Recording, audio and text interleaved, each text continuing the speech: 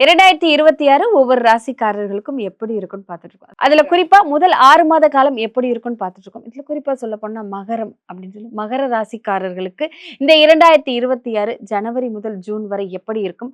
அதுக்கப்புறம் எப்படி இருக்கும் அப்படிங்கிறத சொல்லுங்க.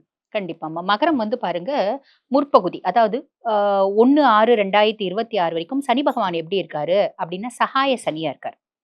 சகாய சனி, சகாயம் அப்படின்னாலே தெரியுது இல்லம்மா, ஹெல்ப். ஹெல்ப் பண்றது. ஹெல்ப். அவங்களோட ராசி அதிபனி எல்லா ஆஸ்பெக்ட்லயும் அவங்களுக்கு ஹெல்ப் பண்ண ரெடியா இருக்கான். ஓ, அவங்களோட சூப்பர். ராசி அதிபனி. பெருசா கவலை பண்ணணுன்ற அவசியம் இல்ல. ஆனா என்ன, இப்ப நம்ம இத மகரத்துக்கு சொன்னோம் அப்படின்னா, உங்க ராசி அதிபன் உங்களுக்கு கண்டிப்பா ஹெல்ப் பண்ணுவான்ப்பா, கவலைப்படாதீங்கன்னா, எங்க ராசி அதிபன் எங்கள வச்சும் செஞ்சான் அப்படிம்பாங்க. 7 நாட்டு சனி இப்பதான் நம்ம இப்பதானே முடிஞ்சது. 7 நாட்டு சனியில பயங்கரமா ஹை டோஸ்ட்ல வந்து ஃப்ரை பண்ணப்பட்டாங்க மகரம். சனி வந்து தன்னோட ராசி, அதுக்கும் மேலம்மா ஜோதிடர்கள் பல பேர் சொல்லுவாங்க, ரிஷபத்துக்கு சனி நல்லதுதான் செய்வான். ரிஷபம் வந்து பாத்தீங்கன்னா சுக்கிரனோட ஒரு ஆதிக்கம் பெற்ற ராசி. அதுக்கு சனி வந்து பாத்தீங்கன்னா நட்பு கிரகம் சுக்கிரனுக்கு. அப்ப நல்லதுதான் செய்வாங்க. அப்படிலாம் கிடையாதும்மா. யாரா இருந்தாலும் நான் 7 நாட்டு சனியா வந்தேன்னா உன்னை வச்சு செய்வேன். ஓ, அஷ்டம சனியா வந்தா உன்னை வச்சு செய்வேன். நான் உஷாரா இருந்தா தப்பிச்சேன், இல்லைன்னா நான் மாட்டிக்கிறேன். இதுதான் சனி. அதனாலதான் அவர் வந்து பாத்தீங்கன்னா நீதிமான் அப்படின்ற ஈஸ்வர பதவி பெற்ற ஒரே கிரகம் சனீஸ்வரன். இல்லைங்களா? வேற கிரகத்துக்கு அந்த பேர் கிடையாது. சனீஸ்வரன் அப்படிதான். ஆக அந்த சனி இப்ப வந்து பாருங்க, எல்லா விதத்திலையும் தன்னுடைய ராசிக்கு சர்ப்ளஸா வாரி கொடுக்க ரெடியா இருக்கான். சாலிடா நல்லது அப்படின்றது நடந்துரும். சோ மகரத்துக்கு எல்லாமே நல்லதுதான். சூப்பரா நல்லது நடந்துரும். சனி எல்லா ஆஸ்பெக்ட்லயும் இஸ் கோயிங் டு ஹெல்ப் அப்படின்னு சொல்லலாம். அப்ப விதி கிரகம் நல்லா இருக்கா அப்படின் போது விதி மாறும்.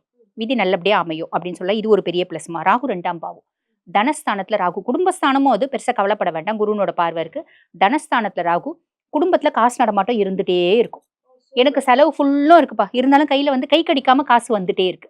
பெருசா வந்து நான் காசுக்காக திண்டாடல அப்படின்ற ஒரு அமைப்பு. ஓகேங்களா?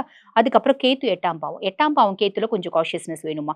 இந்த 8ஆம் பாவம் அப்படின்றது நம்மளோட ஹிடன் சீக்ரசிஸ், ஹிடன் ரிலேஷன்ஷிப்ஸ், மரபு வழி சொத்துக்கள், திடீர் நிகழ்வுகள், இதெல்லாம் குறிக்கக்கூடிய பாவம். அதுக்கும் மேல நம்மளோட ஆரோக்கியம், இதை டார்கெட் பண்ணக்கூடிய பாவம். அப்ப இவங்களுக்கு ஏதாவது ஹிடன் ரிலேஷன்ஷிப் இருக்கு அப்படின்னா வெளியே தெரியறதுக்கான வாய்ப்பு உண்டு. தெரியக்கூடாது அப்படின்னா அதே அன்பு, அதே அந்யோன்யம், அதே பாசத்தோட நீங்க பழகுனீங்க அப்படின்னா நிறைய வந்து பாத்தீங்கன்னா வறுத்தெடுக்கப்பட்ட செலிபிரிட்டிஸ் மாதிரிலாம் நீங்க வந்துட மாட்டீங்க. அந்த லிஸ்ட்ல எல்லாம் நீங்க வந்துட மாட்டீங்க. இந்த இந்த பொதுவா சில பிளானட் செட்டில போகும்போது அந்த மாதிரி வெளியே தெரிய வரும்மா. Oh, okay okay. நான் நேத்து வரைக்கும் தெய்வம் நினைச்சேனே இல்லையா, இப்போ வந்து பாத்தீங்கன்னா மனுஷனோட கேவலமா இருக்கேன் ஐயா இவன் அப்படின்ற மாதிரி நம்ம சொல்லுவோம் இல்லையா. நேத்து வரைக்கும் இவன் நான் சாமியாவே நினைச்சேன், எத்தனை முறை காலில் விழுந்திருப்பேன். இன்னைக்கு பார்த்தா அடேங்கப்பா, அவனை விட்டு 10 அடி தள்ளி நிக்கணும் நம்ம அப்படின்ற மாதிரி நம்ம சிலரை பேசுவோம் பார்த்தீங்களா? கண்டிப்பா கண்டிப்பா. அந்த பல சாமியார்கள் இந்த மாதிரி காலகட்டத்துல தான் மாட்டின்னு இருக்காங்க. புரியுதுங்களா? ஆக இந்த 8ஆம் பாவத்துல கேதுலாம் வராரு அப்படின்னும் போது ரொம்ப சிம்பிள்மா. நம்மளோட ஹிடன் ரிலேஷன்ஷிப்ஸ் கிட்ட நம்ம ரொம்ப டைம் ஸ்பெண்ட் பண்ண மாட்டோம். ஆமா. சோ அது கடுப்பாயிடும். கடுப்பாய் என்ன பண்ணும், இது வேற யாரு கூடயோ வண்டி ஓட்டுது அப்படின்னு சொல்லிட்டு நம்மள வந்து போட்டு கொடுக்க ட்ரை பண்ணும். அந்த மாதிரிலாம் வரும். இது வந்து பாருங்க, அந்த மாதிரி இருக்கக்கூடிய பர்சனாலிட்டிஸ்க்கான வரிகள். கண்டிப்பா. எல்லா மகரமும் இதை யூட்டிலைஸ் பண்ணிக்கணும் அப்படின்ற அவசியம் இல்லை. ஐயோ மகரத்தை பத்தி நீங்க கேவலமா அப்படி கிடையாது. எல்லா ராசிலையும் அந்த மாதிரி ஹிடன் ரிலேஷன்ஷிப்ஸ் இருக்க பர்சனாலிட்டிஸ் இருக்க தான் செய்றாங்க. ஹிடன் ரிலேஷன்ஷிப் இல்ல, என் மனைவிக்கு தெரிஞ்சே இருந்தனாலும் நீ இப்போ வந்து பாத்தீங்கன்னா வெறுத்தெடுக்கப்படுவ, சமுதாயத்துக்கு தெரிய வரும், அசிங்கப்படுவ, அந்த மாதிரி வரும். அதுல கவனம் அப்படின்றது வச்சுக்கணும். ஆரோக்கியத்துல கவனம் அப்படின்றது வச்சுக்கணும். இது வந்து ஃபாலோ பண்ணும். மரபு வழி சொத்துக்கள் ஏதாவது இருக்கு அப்படின்னா அது இப்போ வரத்துக்கான வாய்ப்பு கம்மி. வீண் வம்பு வாதம் வழக்கு அந்த மாதிரி நோக்கி போவோம். அதனால நீங்க அமைதியா இருக்கீங்க அப்படின்னா கேது 6/12/2026 ராகு கேது பயிற்சி வரும். அப்ப நம்ம பாத்துக்கலாம். அடுத்த 27ல நம்ம பாத்துக்கலாம். இப்ப பெருசா யோசிக்க வேண்டாம் அப்படின்னு வச்சுக்கலாம். அதே மாதிரி குரு பகவான் 6ஆம் பாவத்துல இருக்காரு. கடன் இல்லாத, எதிரி இல்லாத, நோய் இல்லாத வாழ்க்கையை கொடுக்கணும் அப்படின்ற ஒரு பொசிஷன்ல குரு இருக்காரு. ஓ, சூப்பர். சாலிடா அதை கொடுத்துருவார். கவலைப்பட வேண்டாம். வேற என்ன வேணும்? வேற எதுவும் தேவையில்லை.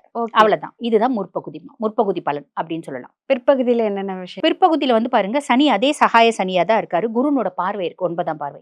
நான் உனக்கு ஹெல்ப் பண்ண, வா வா வா, சீக்கிரம் வா, இதை செய்யறேன், நான் அந்த ஹெல்ப் பண்றேன், இந்த ஹெல்ப் பண்றேன் அப்படின்னு கடகடன்னு சனி செஞ்சிடுவார். சனி மந்தன் நிதானமா தான் செய்வான். ஆனா இப்ப காலகட்டத்துல ஃபாஸ்டா செய்வான். சுப பலன்கள் கூடுதலா கொடுப்பான் அப்படின்னு சொல்லலாம். இது ஒரு பெரிய பெரிய பெரிய பிளஸ் போடலாம். ராகு 2ஆம் பாவம், ஆனா குருனோட பார்வை இல்ல. குடும்பத்துல வந்து பாருங்க, இப்ப 5 பேர் இருக்காங்க அப்படின்னா 5 பேரும் நான் உங்க கூட பழகுறேன் அப்படின்னா உண்மையான பாசத்தோட பழக மாட்டேன். உங்ககிட்ட எனக்கு ஏதோ ஒரு ஆதாயம், நான் உங்ககிட்ட ஒன்னு எதிர்பார்த்து ஷைலஜா அப்படி என் தங்கம் செல்லம் வைரம் அப்படின்னு கொஞ்சுவேன். ஆனா ஆத்மார்த்தமா பழக மாட்டேன். உண்மையான அன்பு பிரதிபலிக்காது. குடும்பத்துல இந்த மாதிரி விஷயம் நடக்கும்.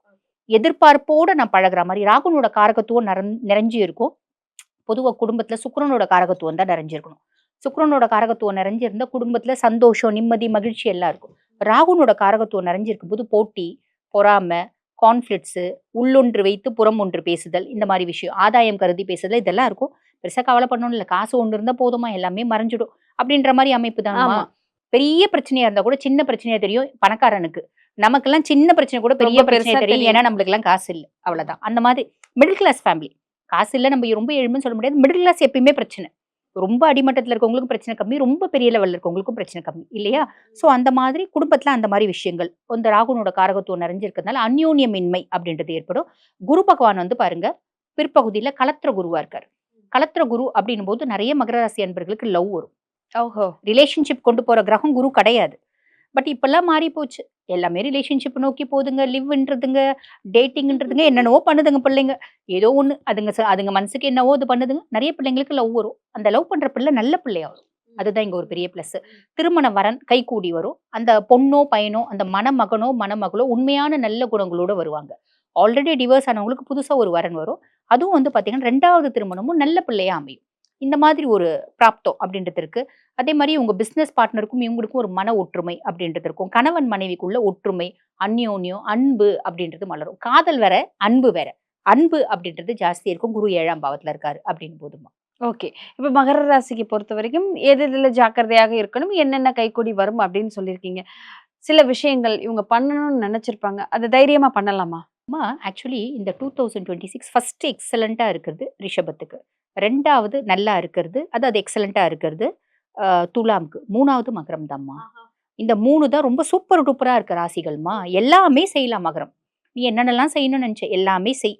என்ன இந்த 8ல கேது மட்டும் கொஞ்சம் உஷாரா இருந்துக்கும். 8ல கேது நான் என்னென்ன மாதிரி பலன்கள் கொடுப்பாரு, ஹிடன் விஷயங்கள் வெளியே வராம மட்டும் பார்த்துக்கும். ரொம்ப சிம்பிள். கேதுவை பசிஃபை பண்றது ரொம்ப ஈஸிமா. உண்மையான அன்போட பழகுனாலே கேது பசிஃபை ஆயிடுவா. நம்ம டாக்ஸ்க்கு பிஸ்கெட் வாங்கி கொடுக்குறோம். இப்போ அது ஒரு பெரிய சர்ச்சை போச்சு இல்லம்மா. டாக்ஸுக்கு நீங்க பிஸ்கெட் வாங்கி கொடுக்குறீங்க, குழந்தை கடிக்குது, அதை கடிக்குது, இதை கடிக்குது அப்படின்னு ஒரு பெரிய பேசும் பொருளாகி போச்சு. அப்ப நம்ம என்ன பண்ணலாம்? நம்ம எந்த ஹார்மும் இல்லாத வீட்டுக்கு பக்கத்திலேயே இருக்க டாக்ஸ், இல்ல வீட்லயே டாக்ஸ் வளர்க்குறீங்கன்னா ரொம்ப நல்லது.